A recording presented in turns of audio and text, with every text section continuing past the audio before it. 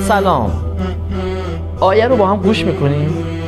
یوم لا تملك نفس لنفس شیئا والامر یومئذ لله. کلمه یوم با هم ببینیم تو این آیه ما چند تا کلمه یوم داشتیم، با هم بشماریم. این یکی،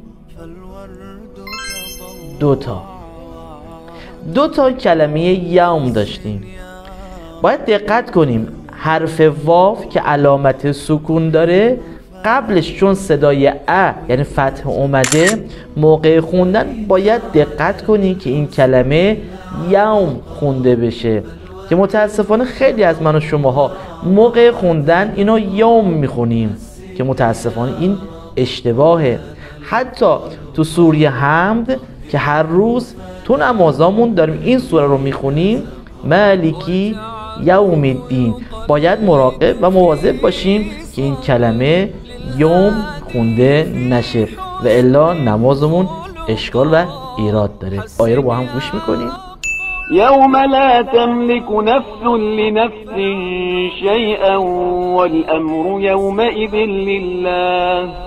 وقت باشید. خدا نگهدار.